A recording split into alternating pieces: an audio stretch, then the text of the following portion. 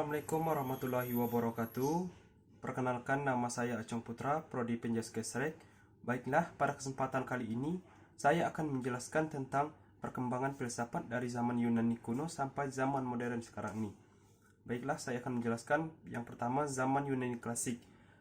Periode filsafat Yunani memegang peran krusial dalam sejarah peradaban manusia, karena pada waktu itu terjadi perubahan besar dalam pola pikir manusia dari mitos-mitos kepada pemikiran rasional. Setelah abad ke-6, ketika filsafat tampil ke pentas dunia, mitos dan dongeng sekian lama diyakini sebagai yang menjelaskan gejala-gejala alam dan teka-teki, relasi antara manusia dengan alam sekitar, dan dengan alam gaib. Dianggap runtuh manusia yang dulunya pasif dan pasrah dalam menghadapi fenomena dalam menjadi lebih aktif dan kreatif, mau menguasai alam ini. Alam menjadi objek kuasa dan penelitian manusia. 2. Zaman pra-Yunani kuno. Mitologi dianggap sebagai dasar kuat untuk menjelaskan segala sesuatu dalam alam, bahkan menjelaskan teka-teki alam semesta.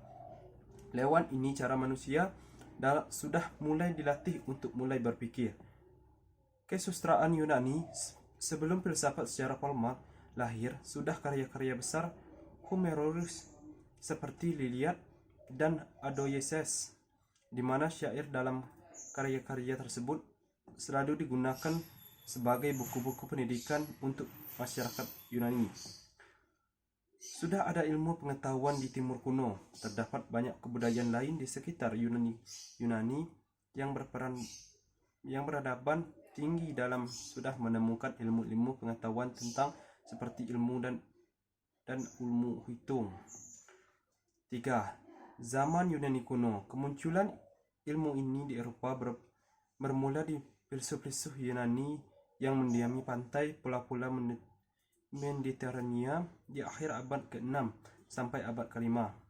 Perkembangan itu ditandai dengan karya filsuf alam, filsuf kaum sofis. Dalam kaitannya dengan filsuf alam, Thales 6200 sampai 545 mengatakan bahwa asal alam adalah air, sedangkan Anaximandros 504 mengatakan bahwa asal alam adalah dari berbagai campuran unsur yang disebut arepon. Menurut Parmenides, realitas alam merupakan keseluruhan yang bersatu, tidak bergerak dan tidak berubah, sedangkan Pythagoras berpendapat bahwa realitas alam adalah mahoni antara bilangan dan gabungan antara dua hal yang berlawanan. 4. Zaman Socrates, filsuf alam. Para tokoh pra-Socrates ini dikenal sebagai filsuf alam. Ciri yang menonjol pada masa ini adalah pengamatan terhadap gejala kosmis dan fisis untuk mencari atau menemukan prinsip atau asas, yaitu Thales, Anaximander, Pythagoras. Menjelaskan sesuatu. Heraklitus dan Parmenides mempersoalkan realitas yang stabil, dan Heraklitus memperkenalkan para materi bahwa segala sesuatu selalu bergerak dan berubah-ubah, seperti yang senantiasa mengalir. Parmenides sebagainya melainkan bahwa realitas itu dan berubah. 5. Filsafat abad pertengahan.